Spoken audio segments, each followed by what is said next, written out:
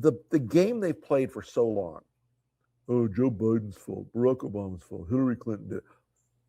Nobody believes it anymore. When Trump goes out and says, oh, the economy is Joe Biden's fault, no one believes that anymore. Inflation is higher now than it was when Joe Biden left office. Gas prices are $1.50 higher than when Joe Biden left office. Even the most dedicated MAGA fanatics who really are all in on it. And I am trying to be better about hating the people that they have suckered for so long. Some of them I genuinely do dislike. But I'm trying to be better about that because I think an awful lot of those people are learning a very painful lesson in their lives right now. And it's going to cost them their homes, their jobs, their prosperity for a long time. And that is, Donald Trump has wrecked this economy with this war and with those tariffs. I want to play a couple clips here of Trump blaming Joe Biden. And I want you to think about this in a context of how does this sound now versus how this would have sounded a year ago? Because a year ago, a lot of people would have still gone, yeah, Joe Biden, son of a bitch, he ruined the economy. But now, when you watch Trump doing it, the hollowness of it really strikes one. So let's play that. I've only been here for 11 months. I inherited a mess. He has to be rated as the worst president we've ever had. Joe Biden handed us over a country that was in very serious trouble, economically and in every other way. Do you and your tariff policies right now bear any responsibility for the turmoil we're seeing this week? Biden gave us a horrible economy. And I really mean this. I think the good parts are the Trump economy and the bad parts are the Biden economy. Joe Biden especially let the price of eggs get out of control. A lot of this is Biden's fault, too. And we're going to get the price of beef down. You know, I saw that they kept talking about affordability.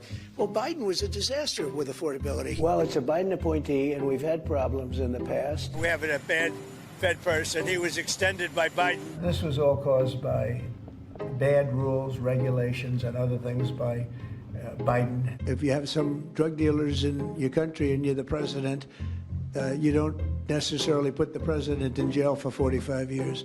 That was a Biden-inspired witch hunt. Joe Biden should have done this attack on Yemen. It should have never happened, where Biden just gave this money away. You should have asked that same question to Biden. Why did he get us into this war? You should ask that question. And speaking of the blame game, by the way, folks, there is a world that is truly hilarious right now. And it is Sean Duffy and Donald Trump and Fox News saying, well, Spirit Airlines went out of business because Elizabeth Warren was mean to them. Look, you can disagree with Elizabeth Warren on a number of economic factors, but it's the diesel fuel cost that killed Spirit Airlines. And when did that go up?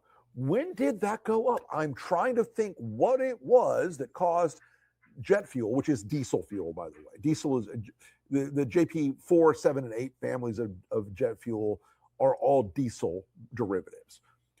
What was it that caused diesel fuel to go up so high? I cannot remember. It is a mystery. It is a scientific conundrum. What caused that? Oh, wait. It was Donald Trump's unnecessary and strategically insane war on Iran. Spirit Airlines and Spirit Halloween have the chance to do the funniest thing ever, as you all know. But that idea that Trump is going to blame other people will never stop coming. The blame game is never going to stop rolling for this guy. Everybody else is to blame. Joe Biden's to blame. Barack Obama's to blame. Nancy Pelosi's to blame. What we're seeing in the polling now, okay, has been driven by two things. The tariffs screwed the economy and weakened us dramatically. That set us up for a war where the energy shock that was inevitable from doing this, it was inevitable. No serious political or military or strategic thinker said, hey, a war with Iran won't have any consequences for global energy markets. What could possibly go wrong? What could possibly happen if we if we launch a war in the Persian Gulf? What could possibly happen in the Straits of Hormuz? Nothing could go wrong.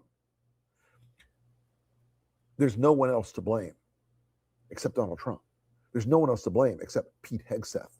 There's no one else to blame except Marco Rubio and J.D. Vance and the rest of these people who are all playing along with Trump's endless collapse and the lies. Folks, the polling, every week, Andrew Wilson and I do a show on Fridays, as many of you know, called Behind the Numbers. And it started out about 6 months ago as a little bit of a joke. Hey, Trump's numbers are down again this week. Down again this week. They can't go much lower. They can't go much lower. They can't go much lower. They can't go much lower. Donald Trump's numbers apparently can still go lower. Donald Trump's numbers are so cataclysmically bad right now that a lot of Republican candidates are thinking of a strategy we call take the money and run. You may not know this, but your congressional account, when you leave Congress, your campaign account, you can take the money, do whatever you want with it. Pay yourself, set up a foundation, go to Borneo, doesn't matter. There are many members of Congress, many Republicans who have a nice fat war chest, and they see the tidal wave coming, who are thinking, screw this, I'm going to set up the Congressman John Smith Center for Kids Who Can't Read Good but want to read good, and pay my wife and myself and my kids a big fat salary. They know it is coming. They know he's to blame. So when we think about the strategy of this year for us at the Lincoln Project and for Democratic candidates and for folks running for office at every level, all these lies Trump's telling every day about the economy are his tell. We're the hottest country ever. We get the booming economy. We're building 57 billion new factories. You all know it's a lie. And so do the American people. They do not believe Trump is honest and trustworthy. They do not believe he has the moral or intellectual skill to be president anymore, if ever. And I want to make it very clear how important that fact is. The thing that Trump always had in the minds of the American people, including many of his critics, was this fallacious but impactful belief that he was good on the economy, that he was a businessman, that he understood the economy, that he would find a way to apply his brilliant negotiating skills. My cat's fighting over there with a dog.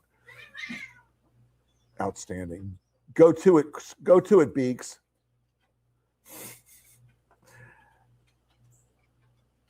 And that is gone. No one buys that anymore. You can't sell it. You know, there's an old rule in advertising called the dog food test. The dog food test goes like this. You can have the greatest ad agency in the world. They can be the most skillful madmen ever. They could come in with all the research in the world. But if the dog food tastes like shit, the dogs won't eat it.